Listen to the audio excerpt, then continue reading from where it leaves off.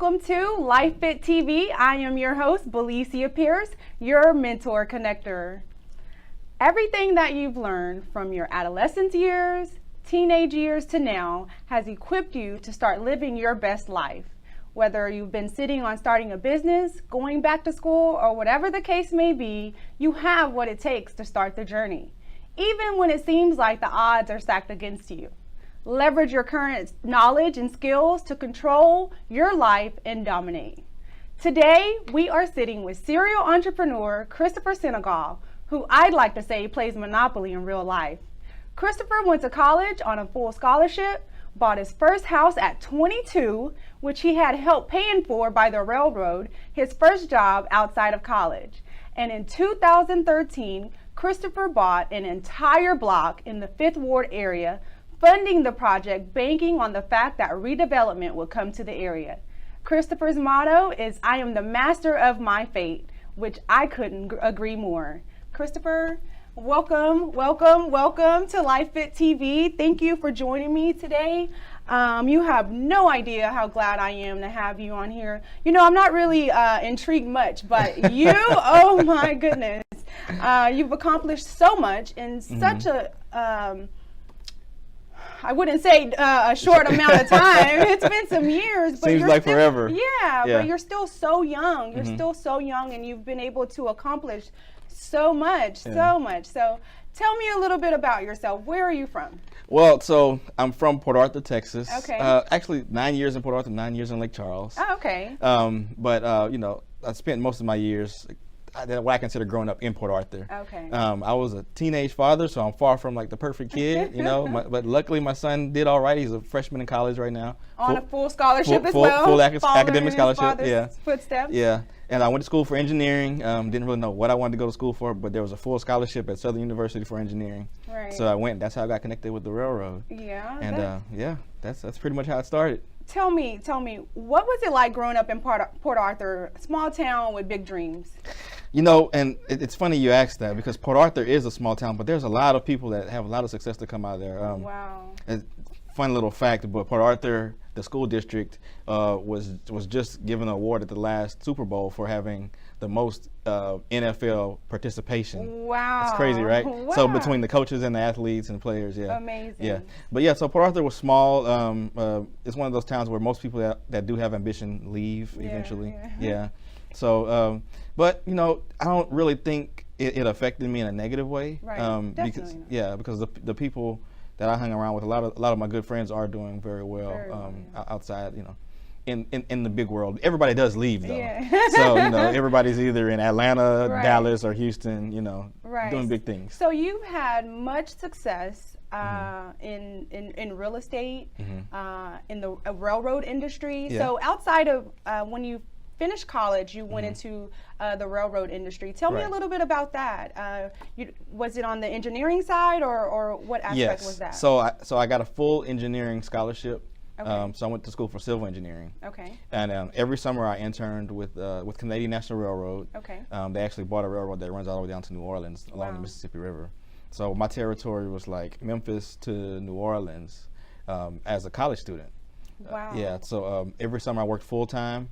And then during the school year, I worked as a field engineer part-time. Wow. So technically, when I graduated, I had the equivalent of 2.5 years of work experience with the company. So that's where I started. Wow.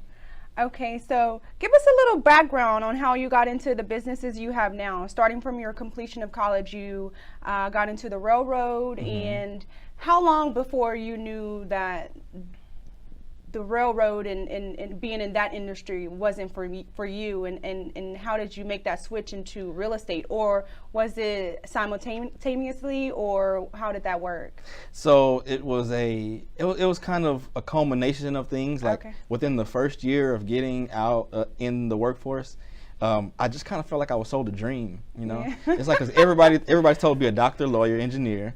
And I was like, well, the only one that takes 4 years is engineer, so I'm gonna go with that one. So you go to college and you think this is what you want to do, this is where the money is, and you get into it and you're like, nah, this isn't for me. So, I mean, really think about it. So, 22 years old, you know, starting salary is $63,000. Sounds like a lot. Right. They give me a down payment on the 22, house. that's a lot. Yeah, well, I guess. So, they give me a down payment on the house. So, I buy a house in Memphis. And I'm the token of a $100 million construction project. Wow. So I'm an assistant project manager. Wow. And as a matter of fact, the guy who used to be my boss when I was an intern thought he was going to get the job, and he used to brag about it all the time, and I ended up getting it. Wow. But still, I got there, and I was like, these long hours every week, 60, 70 hours a week. You're on call all the time too, because on top of the construction project, we still had to manage the engineering side of the operation. So if there was a derailment or anything like that, we had to be on call to respond. So you wore many hats. Many hats, and I looked at my boss, who she was another token employee. She was 33, and she was over the $100 million project. Wow. And she was miserable. Yeah. She didn't like it, and I was like, so I don't want. That's not what I want to aspire to. I don't want to be here 10 years still looking like that, feeling like that. Right. You know, all over all the corporate brochures and being touted as the looking like a success, but not feeling like a success. And she, you know, so that for me immediately within the first year, I was like, I gotta do something different. So what did you do? So I decided to just leave that railroad. Wow, okay. I realized another thing that I noticed in corporate America is like they kind of silo people a lot and keep them in one specific business unit. Right. So my goal was I'm going to stay in a little bit longer, but I'm going to learn the other business units because as working as a project manager, I saw how much the consultants on the other side of the table were making because I was approving invoices. They're paying guys $300 or $400 an hour, like for the project superintendents. Right. And it's like I'm here making, if you divide my hours up, I'm making $25, $30 an hour with a degree. Right. So I could have just went to a trade school and worked at in what's popular down here in the refinery, made more money. Right. You know, and I could have started at 18 instead of waiting until I was 22. Right. So I was like, I got to get out. I got to do something different. So when I had the opportunity to switch railroads, I came to BNSF Railroad, which is a Western railroad, everything west of the Mississippi. So I started off in operations. So I used to run, there's a freight terminal right by U of H. So I was there for about 2 years. I was at the time 23, 24, managing union employees that are twice my age. Yeah. 330 of them to be exact. How was that? How was that? How did they feel about that? Was the respect level there? I think leadership is definitely a people game. And it's a personality game. So if you try to go in and act like you know everything with guys that have been there 4 times as long as you, it's never going to work. Right. So I always made my position as a manager seem like I was more concerned with their safety and their input, and I never had issues. I probably had one of the most efficient shifts when I was ever at work. I didn't have any of the issues that a lot of other managers have because they try to come in and rule with the iron fist, and you can't do that. Yeah, that's what leadership is about, knowing that you are part of a team and not just the boss giving orders. Yeah, so precisely. I'm sure. Tell me something. Did you have a mentor guiding you through these stages of your life? What would you say to those that are alone with no guidance and feel that they don't know where to start? I didn't have a mentor in the railroad industry. I had a boss that kind of, I guess he was almost like a sponsor. Okay. So the difference between that is, a mentor kind of, you go to a mentor and ask for advice. Right. And then a sponsor is kind of like somebody that supports you behind the scenes and speaks up for you and gets you promotions and all that kind of stuff. So pretty much your experience from you entering into the railroad industry until, the leadership position that you were in, you pretty much just learned on your own and felt your way through. Yeah, I think I was always pretty good at reading people. And, one of my favorite books, I actually had already read the book at the time, was How to Win Friends and Influence People by Dale Carnegie. Wow. And that book talked a lot about, learning personality types, reading people. Right. Some people want to be given guidance on where to go. Some people want to be given options, and then they want to feel like they made the decision. And some people just want to feel like they are a team player. Right. So reading people and learning how to manage each different type really helped. But when it comes to my escape route, which was real estate. Let me tie that story back in. So when I left Memphis, I couldn't sell my house because this was 2007, right at the culmination of the mortgage crisis and everything. So I couldn't sell the house, so I had to keep it. And I ended up having to hire a property manager to manage it for me. Right. And so the property manager rented the property out. My mortgage was like $1,100. The rent was. This is the transition of you moving. So I'm in Houston now at this point, and I'm still paying the mortgage. But you still have your house. Yeah, I still have the mortgage back there. So I hire a property manager. They rent it out for me for $1,500 a month. and my mortgage is $1,100. Okay. So I'm making $300 and something a month after their management fees. Right. And I'm not doing anything. Right. And so I'm sitting here figuring out how I'm going to get out of this corporate job, and I'm like, wait a minute, I'm making $300 a month for not doing anything. Right. This is the meal ticket. So that's when the light bulb goes off. It's like Ding. real estate. It's like real estate. Yeah, Yeah. yeah. So that's how I got into real estate. Okay. And it just so happened that one of my fraternity brothers worked for a big investment company called HomeVestors. Okay. That we buy ugly houses, people you see Yeah. everywhere. Yeah. And so he introduced me to some of the contractors that the guys he worked for used, and a guy named Edgar became my mentor. Wow. Yeah. So he would help me pick houses. And, you know, he'd do the rehab on them for me, and then I was building a rental portfolio at that time. Right. Yeah. So to this day, how many houses have you bought and flipped? Oh, man, probably 30 to 40. 30 to 40? Yeah, 30 wow. to 40. And that's, what year did you start that? 2009. Wow. So Yeah. in 10 years, you've already. Yeah, I mean, and it's been good and some bad. Sometimes I was doing more than one at a time. And sometimes I would just get burned out on the process of managing the rehabs, and I would just stop for a while. So, yeah. Okay, so you speak a lot on using the revenue from your current job to support your business ventures. Mm-hmm. Let's talk more about that. How did you was the railroad did the railroad help you transition into going definitely. into real estate? Definitely. So I took my salary that I had at the railroad, and I lived very minimally. Right. And I took a lot of that money and reinvested it into the down payments that I needed for the different properties, or different repairs and all kinds of stuff like that for the Right. properties, and also saved money because I knew eventually when I wanted to leave, I needed to have a nest egg there sitting on the side. Right. So yeah, so the job, I tell everybody that has aspirations to do something greater to not be discouraged with having a job. Right. Just make sure your job is your platform and not your plateau. Right. You know, so Right. because you can do so much more from that point if you have the stability of not having to be so worried about where the next dollar is going to come from to cover your living expenses. Right. Yeah. So with talking to you, I've learned that the boss that you had before you left the railroad company now employs your He's actually a customer now. He's actually Yeah. a client of yours Yeah. in your new business venture. Right, yeah. Tell me a little bit about that. Okay. Going from working for someone, having a boss, to leveraging that knowledge and starting your a separate consulting business, and going back and getting the clients that you once worked for. Yeah. So a big thing that I always teach people now is when they come to me asking for mentorship and they're like, I want to start a business. I always ask first, what do you have experience in? What is your job? Because if an employer pays you a certain amount of money, whatever that is, that means you have a value to them that's greater than what they're paying you. So if you can figure out a way to correlate that into something you can do on your own as a consultant, Right. then you can make a lot of money. So my last role in the railroad was in sales Right, and business development. So I helped the Chevrons, the Exxons. Once they produce a product, they have to move it, and they move in bulk. They don't move by truck; they move by rail.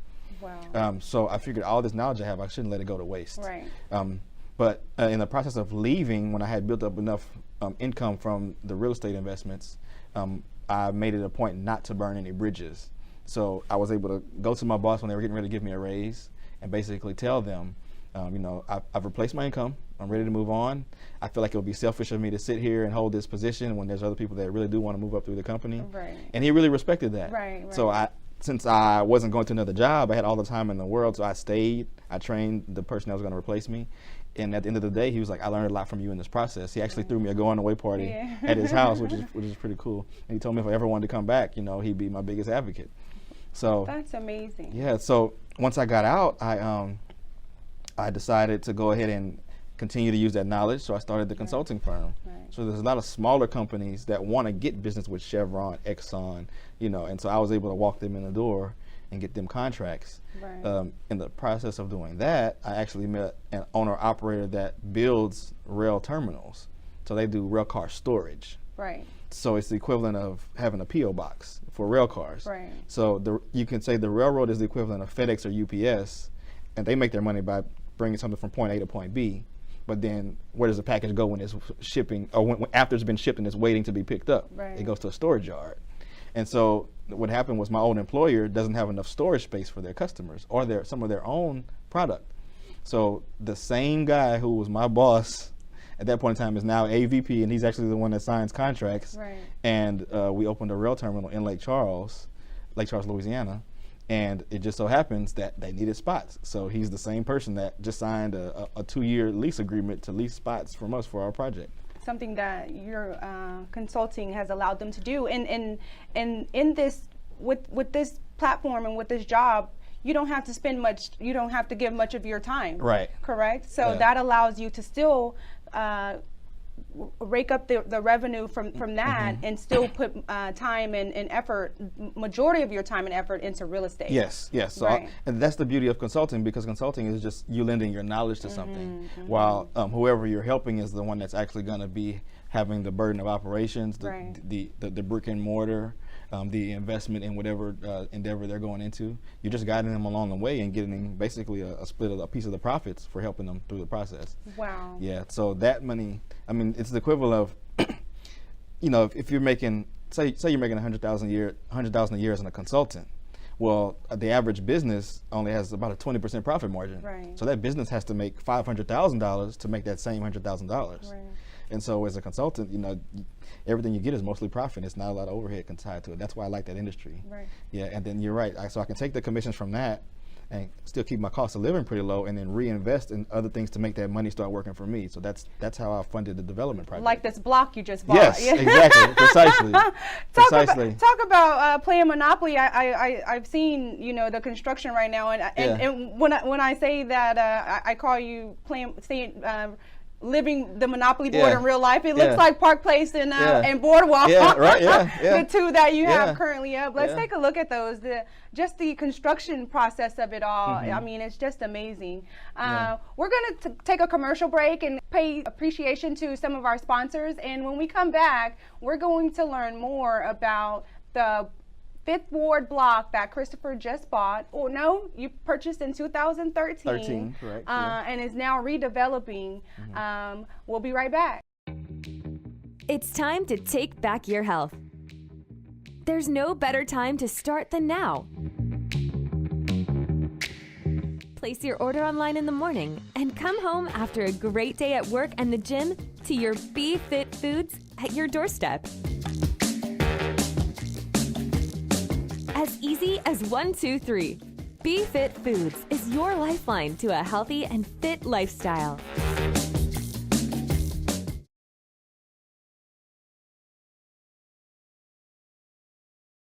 Welcome back to LifeFit TV. Joining me today is Christopher Senegal, serial entrepreneur and real-life Monopoly board player, living the Monopoly life. Today, Christopher is now telling us about the Fifth Ward development project that he is currently having. Christopher, you, I thought, bought a section of a block. You bought the entire block. And it wasn't the easiest process. This has been ongoing since 2013. Tell us a little bit more about that. So, you know, in the real estate game, everything is all about timing. Timing and location. And you have to have vision if you want to get in on big opportunities, because you have to get in when no one else is looking, especially in a market like Houston, because it's one of the most saturated markets for real estate investing in the United States. So back in 2013, I was brought the opportunity to actually purchase an entire block, owner finance, from a gentleman that actually inherited the block from his dad. His dad owned 26 blocks over there. And this guy was in his late 60s, and he was kind of bad off. He was on drugs and all kind of stuff, mismanaging everything. And so the story goes is someone reached out to my same line brother that helped me get my first mentor in real estate, because he was a property manager. And so the tenant was basically saying, I want to move somewhere else. This guy is like not taking care of the property anymore. It's a lot of bad traffic over here, you know. And so when he heard that, he said, Chris, I think we might have an opportunity here to go here and talk to this guy and see if we can, you know, get him to sell the property. So sure enough, we were able to get the property without any bank financing. Wow. Because he owned it free and clear. So we did owner financing. So I gave him a down payment, like $50,000, and I was able to take control of the entire block. Wow. The block had a grocery store on it. It had 5 houses, and it actually had 2 4-bedroom apartments above the grocery store where the owner used to live. And so something that at the time didn't seem like the best area, you tell me about your vision that you have for, I mean, just take a look at what Chris plans to build and what he's currently building with this. We could put it on the screen, but I mean, it's amazing to what the transition you're making into this community. So, you know, I had a couple guys along my route to this project tell me, always pay attention to the city's plans and see what they're doing and where they're going. And so I knew that back in 2013 when I bought the property, there was already plans to do a lot in the Fifth Ward area. And how can we find out information about that for those who are looking into real estate and wanting to know what the city's plans are? How I mean, it's as simple as you Google the city and type in Planning and Development Department, and it'll pull it up on the city's website. Wow. Okay. Yeah, and it's clear as day right there. You can go to city council meetings because they're always voting on the next measure on what they want to do in certain areas. Yeah, and that's what I did. And so I knew that, especially in Houston, because all the redevelopment was going counterclockwise around downtown. So Fifth Ward is kind of like that last quadrant. Yeah. So I knew eventually it was going to come. Yeah. And since, like I said, it already had existing structures on it, I could make it cash flow off of what was already there. So it basically could carry itself until it was time for redevelopment to spark. Right. Yeah. And so that was in 2013 when you bought the location. How long before you actually started to break ground? So I didn't start the new construction process until after I did demolition at the end of 2017. Okay. So what I did in the meantime, instead of putting a lot of money into a market, like trying to fix the houses up and make them really nice, I fixed them up to make them livable. Right. And then I did a program called SRO, Single Room Occupancy. Okay. And I targeted people that couldn't get opportunities elsewhere, basically felons. So if you were a felon, you were in prison for longer than 10 years, but you had nonviolent offenses, you were like somebody that we would allow to come stay there, because it's really hard for felons to get housing anywhere. Right. And so what that did for me is that allowed me to keep my overhead low, because most of those guys that come out of prison, they have trades. So I had carpenters, I had electricians, I had plumbers. My gosh. I had everybody. This so this is a master plan community. It is. So, and they rented a single room, and they had to keep a job, they had to stay out of trouble, they had to keep a place to stay, so I didn't have any issues out of them. Wow. Yeah. Wow. Okay. So now fast forward, we're now breaking ground. You were able to begin the reconstruction project and provide jobs to other minority business owners in the process. How important is it to you to leverage your network and continue to build with those that look like you and who have made who you have made meaningful connections with? Yeah, that's powerful. So, I noticed that there was some activity that started in the area that I was in. There's actually a gentleman, an architecture professor at Prairie View, but he's also heavy in real estate, and he had bought like 75 lots in the area. Wow. And in 2016, he started construction on these townhouses, and he was selling them for like $250,000 a piece. Wow. And he was not even listing them on MLS. And this is the same area? Same neighborhood. Wow. Same neighborhood. So I'm like, okay, well, if he's able to do this, and his projects are deep in the neighborhood. I'm right on the feeder road, close to downtown, literally 4 minutes to downtown, less than a mile drive.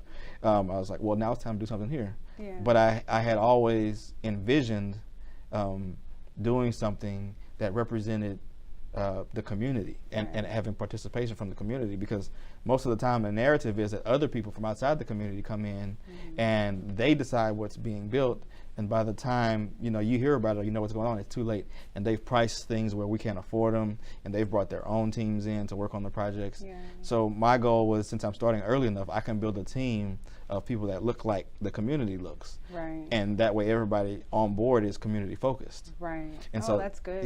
That's good. Yeah, and so that was my mission. And then there's already a lot of emphasis on the low income side of things, especially in those communities, which is very important. That's definitely needed. But we cannot neglect the fact that we need to get the people that are from those neighborhoods that are successful now. We need to give them an opportunity to come back. And if there are no options for them there, then they're going to stay in the suburbs where they are. And so that was my goal. So my goal was not only to have a team that looked like the community, but to have buyers that look like the community and also. Bring them back. Right. And make the area a lot better and improve the area. Right. See, and one of the big things that we always hear about are like the lack of retail services, like grocery stores in those neighborhoods. But you also have the knowledge that that's not a government-controlled entity. That is a business, and they have to have profitability.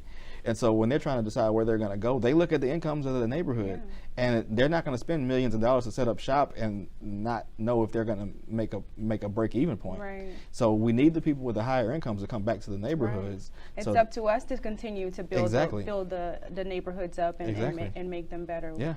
Not the government. I totally agree with that. Yeah.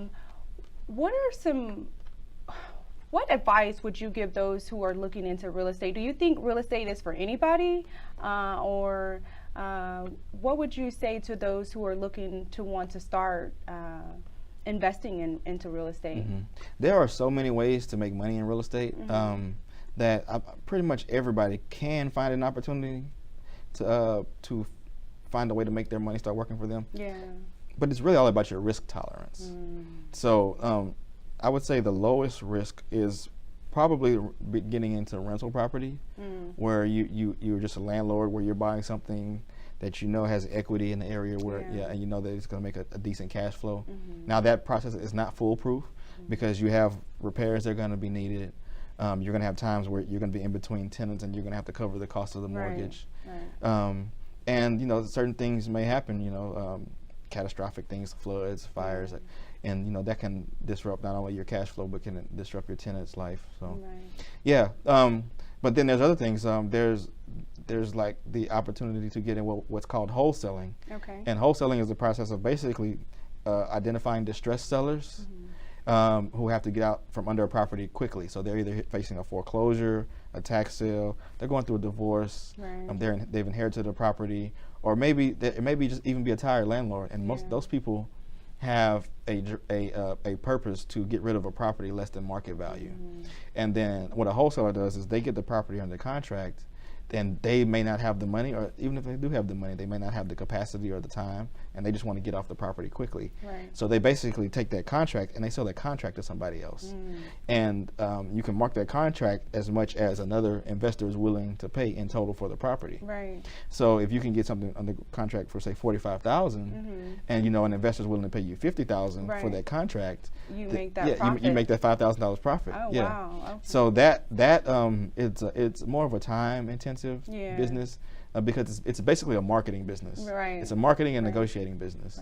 So there's not a lot of overhead tied to that. Except for your cost of your so you don't have the responsibilities of tending to the house or any of that. You never have to touch it. Just you never have the to selling process of it. And so you know that's a big sacrifice of time though. And then flipping, of course, has its own inherent risks. It's not like they tell you on HGTV. HGTV makes me want to flip houses, so it's not as fun and easy as it looks, huh? I think I consider HGTV for real estate like Disney is for relationships.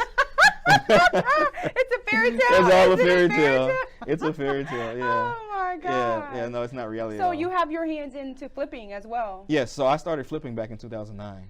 Wow. So a lot of my rental properties were properties I purchased and flipped. Yeah. Okay, so do you find any enjoyment and fun in the flipping processes? Of reconstructing these houses. I do. And the change that it has. Yes, I'm very artistic in nature, so I love the process of taking something ugly and making it beautiful. Oh, I love it. I love it. Okay, so Christopher, you're into consulting, flipping, multiple revenues with real estate. How do you stay focused? That's a good question. I don't know that I do stay focused. That's good. That's good for those to hear. A lot of times we think that we're all over the place. And as an entrepreneur, we are all over the place. But somehow it comes together beautiful and we just make it happen. What do you like to do in your downtime? Do you take downtime? Do you take some me time to refocus and get things back in order? You know, I enjoy what I do so much that I don't really feel like I need downtime. I probably should vacation more. I think I've taken one vacation in the last 10 years.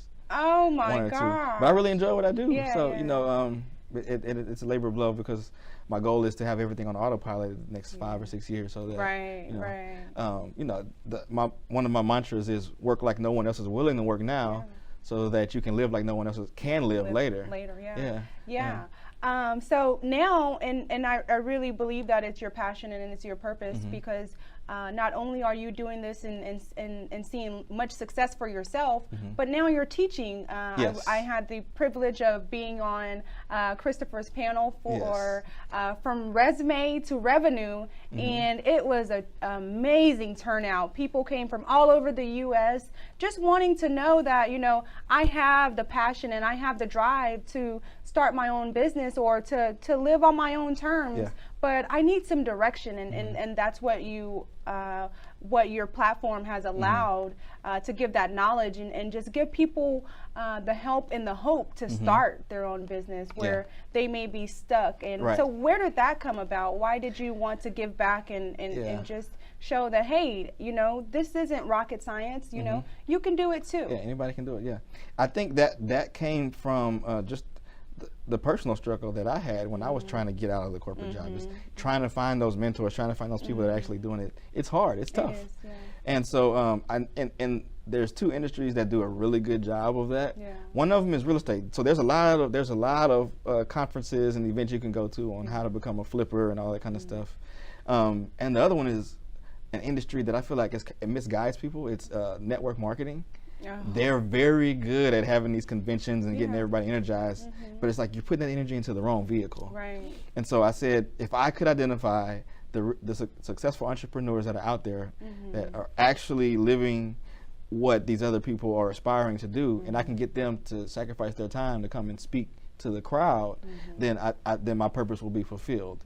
And I'm very appreciative for people like you to come out and participate in that. And what I love about the platform that you provided is we're not just there encouraging people. Right. We're not just trying to pipe you up to go out there and be excited and then not know where to go. We're telling you the processes that we went through, the failures that were made, so you don't have to make those same mistakes. And that's what LifeFit TV is about. We want to bring to the community awareness and the knowledge that you know, where you are, we've been there. Right. And so you don't have to go through that process alone.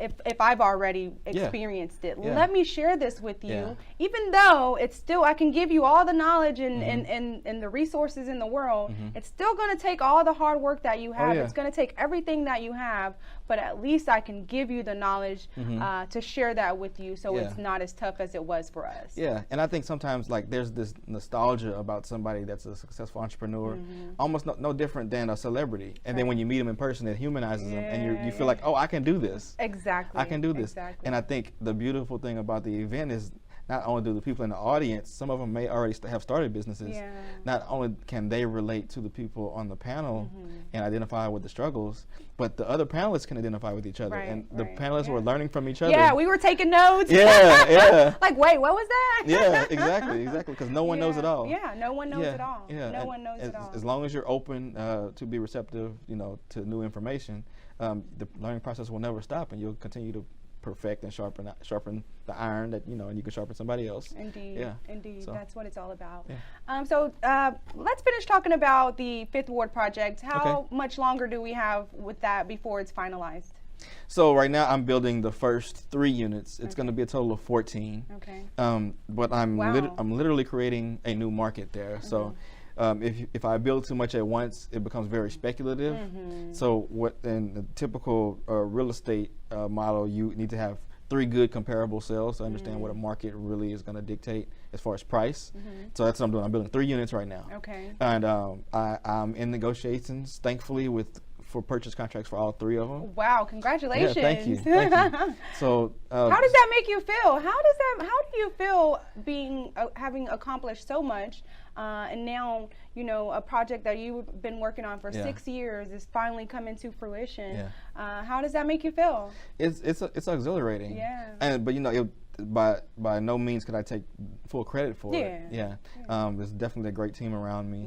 I was just the person that bumped my head against the wall long enough to put the team together, you know. So I think it's kind of and this isn't your first team. No, it's not. No, you're right. So you're right. You went through. I went through a whole 9-10 months of working with a group that made promises that they couldn't deliver on. Yeah. I spent money that I couldn't recoup. Right. Because in development, there's a lot of things you have to pay for before you can start construction, and there's no way to recoup that cost. Right. So right. Engineering, design work, all that kind of stuff, site prep, all those things that you pay for, and you expect to get it back as soon as you finish the project. Right. If the team doesn't work, if that plan doesn't work, then all that money is lost, and you have to start over. Right. So I had to do that. But you did. I did. Now we're here. I did, and I call that real world tuition. Right? Say that again. It's real world tuition. Yeah, you can't go to a school to learn it. You can't get a degree in it.